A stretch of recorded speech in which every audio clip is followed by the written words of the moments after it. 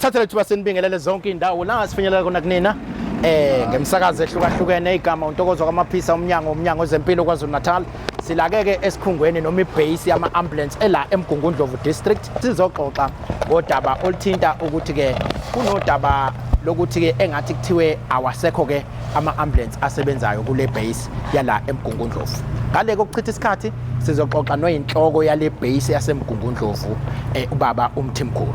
Siyabingelela mfowethu niyaphila?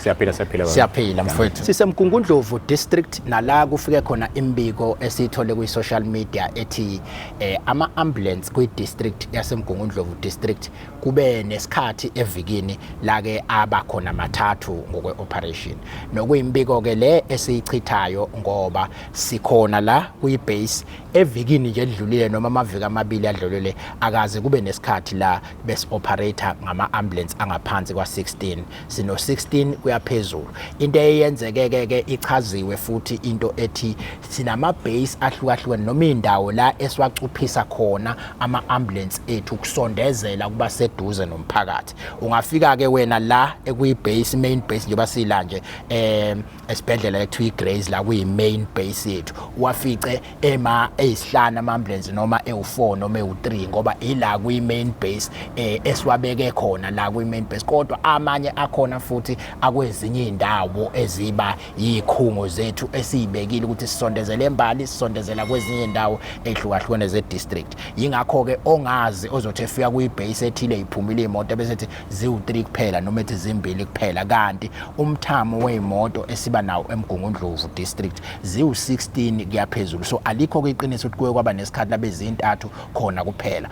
Kodwa ke uqinisekisa lezi indaba sisondeze umphathi wayo ibase yaseMgungundlovu district ubaba uMthimkhulu ozositshela ukuthi ubani wakabani wenzani la eminyangweni ebese sithatha through ukuthi nje kulamaviki adlule ngokwe-information yabo ngabe kuye kwaba nesikhathi la imoto kwi-district zizonke bezintathu kuphela bese usipha nendaba yama-shift ngoba ikhona nento ethi kunabantu abahleli abangasebenzi ngokwama-shift. Usichaze ukuthi ama-shift wona asebenza kanjani ngoku-understanda kwakho baba uMthimkhulu.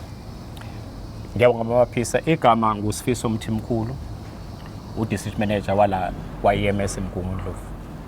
Ngibonga ithuba baba lokucacisa ngokusebenza kwethu la eMgungundlovu. Njengoba Maphisa sewabeka la eMgungundlovu baba on average ama ambulances lawo kona aphuthumayo.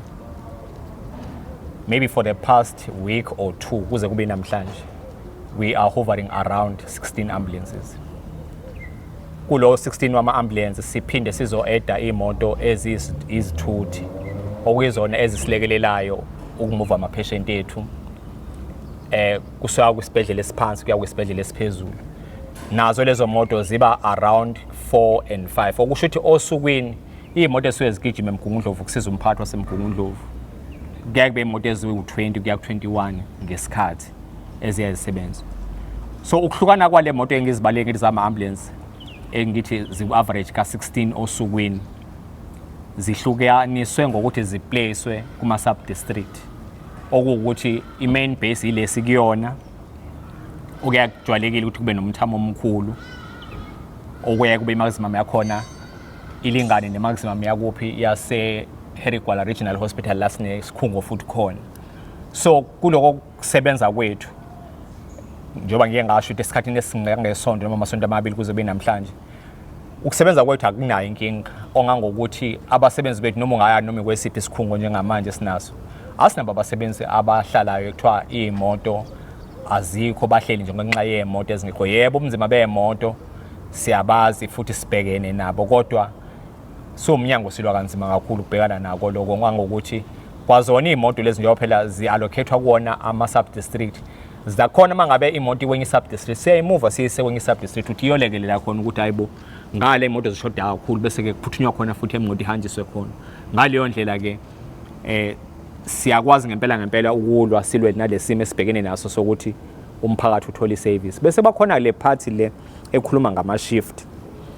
Ngizocela sikuqondisise ukuthi ama-shift not la eMgungundlovu ama-shift nje kwa-EMS la eKZN awu4 ewonke okuwukuthi makukhunywa nge-shift engenile kusuke kuyi-shift eyodwa bese kuzohlukana ngokuthi i-shift ithatha abasebenzi baphake kuma sub district ngokuhlukana kwawo. Iyothi mayiqeda ukusebenza u12 hours kuphinde kuyongena enye ishift ezobe izolamula ke kuyona le shift lena. So ngaleyo ndlela ke yebo ukusebenza bekunzima kodwa ngokusuma kwe department ifama strategies ukuthi bazame ukurevive indlela imoto ezimanejwa ngayo.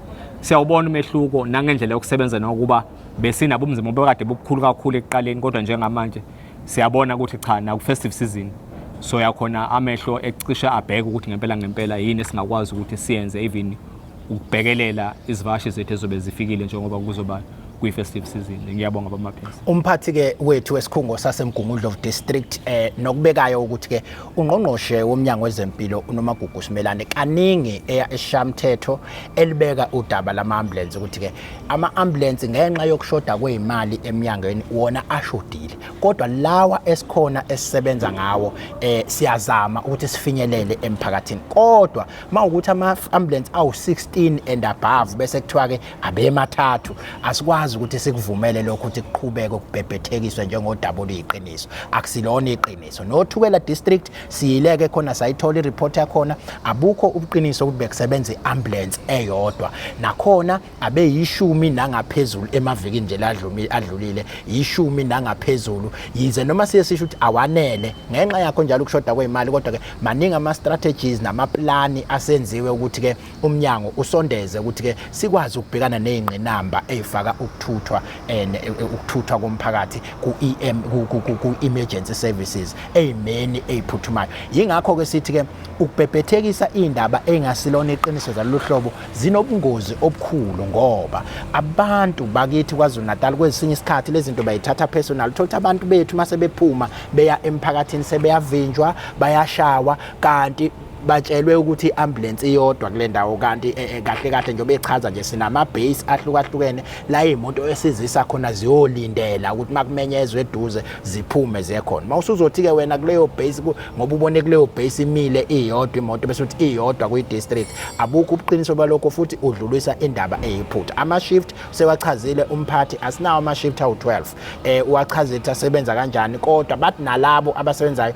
bayaphuma beye kulama base ahlukahlukene ukuze ukwazi ukuthi ukusebenza kufinyeleleke ngokusheshsha mabengahlala bodwa la esikhungweni esisodwa kungathatha isikhathi eside ukufinyelela angenze isibonelo embali makuthi kunenkinga embali ingakho bekhona esibabekile embali abasondezela khona uqiniso. So siyacela ke kulabo ababhebhethekisa indaba nge-social media ama-influencers siyabacela ukuthi siyazi banabantu abaningi ababalandelayo siyacela bathola udaba bakhona osuke balethela udaba makhona udaba olufikayo abeze kuthina bezoverifya ukuthi ke lolo daba ngabe lunabo nobuqiniso ngaphambi kuba bebhebhethekisa ngoba lugcina lisakhela inkinga mase sifika emphakathini bezivimba beshaya abasebenzi bethu kwenzeka konke lokho kuthukwa i-department image department yesithunzi ze department sicekeleka phansi siyabacela ke ukuthi abantu beqinisekise indaba olunye udaba esosale sesithinta nalikoleka lishisa ibunzi udaba lwenzeke eHammersdale nalapho kubikwe khona ukuthi oshayela iambulance utholakale edla amanzi amponjwana phambi kwetavern epakile kwaze kwasa sihambile ke sawulibheka lelo daba sawachecka ngisho ama recordings ne tracker yethu yemoto ukuthi yena kwenzakalani ngetrack ngoba ngenhlanhla ezinye zale imoto zethu zinawo ama track isikhombisile ke track ukuthi imoto yasebenza lonke usuku ke kuthi ke kwesinye isikhathi mawukuthi sisebenze kwaze kwalate sibacela abasebenzi baqhubeke basebenze bese ntambama mase bebuye beshiyane la bahlala khona babe yoshiya lo ohlala lapha ya endaweni no umuntu ohlala ngaphesheya kwesitolo thizeni okuthe mase beyibona ke ngaphesheya kwalapho laba basebenzisa ke ukuphusha indaba engasili iqinisa ama fake news bathi yayimetaveni imoto iphuza iyaveza futhi ukuthi ayimanga ngisho isikhathi esingakanani kwakuukwehla komsebenzi yayise iyadlula imoto ingakho ke siyacela kubantu bakwaZulu-Natal amaphaphu phansi ingqinamba zaka EMS akaze siyifihle siwumnyango ungqongqoshe uhlale ezikhuluma izimali lezi ekuthiwa sakhathelwa izimali noma siyakhathelwa imali zinawo umthelelo omkhulu ukuthi sishode ngama-ambulance kodwa awashodile ngalendlela ukuthi sekuzothiwa ke isiyodwa kwi district yonke noma kuthiwa ke isiyodwa noma mathathu kwi district enkulu efana noMgungundlovu nawo umthamo lo sokhulumisayo yize noma sisho ukuthi awanele ngoba kuyaziwa ukuthi indawo kufanele mayinabantu abawu 10,000 ibe neambulance eyodwa. Lesi sibalo ke thina sinaso mawubuka lo mthamo oshiwoyo awusondele naseduze kodwa sidala sibusho ke nakho lokho ukuthi ke sithi sinawo lama ambulance esinawo sizame ukuthi ke siqikelele ukuthi siyafinyelela ngesikhathi emphakathini njengoba esho ukuthi ukuphazamiseka bengakabikho la eMgungundlovu kusasetshenzwa ngendlela enormal. Yikho futhi siyacela nakumphakathi ukuthi ke singathi phela amasizwa siphethwe yikhanda sike saba necase kwenye indawo besibiza omunye ethi unama period pains. Izinto ke lezo ongakwazi ukuthi uye eclinic uyiyele siyasicela ukuthi abantu bengabe phela sebebiza iambulance ongakwazi ukuthi njengoba kuthiwa emergency akube i-emergency ngempela ukuze mayisuke idingeka endaweni la edinga khona ikwazi ke ibe khona ibe available. Siyacela ke ukukhuza kubafowethu laba abasebenzisa social media kuthiwa ama-influencers. Siyanicela bafowethu, siyazi ukuthi ke i-social media siyakhokhelwa. I-social media idinga ukuthi ke nikwazi ukuthi nenze nani imali laphaya, kodwa siyanicela ukuthi ngoba nabantu abaningi abanithemba nge-information ninganqeni ukuza kuthina ohlakeni lakwa-communication noma lezokuxhumana lokuthi ke nikwazi ukuthi nibuze kuthina nithole kuthina ukuthi ke kwenzakalani ngalolo daba ngaphambi kuba nilikhiphe, ngoba mawusulukhipha lunezibalo engasile iqiniso njengoba nje sithi bewu16 ama-ambulance wena usukhiphe wathi abemathathu abawu10 nangaphezulu usuthe wena abe ibiyodwa. Akusesilona-ke iqiniso lokho sekuwu-fake news and i-misinformation udukisa abantu bakwaZulu Natal. Kahle ke lokho kuyicala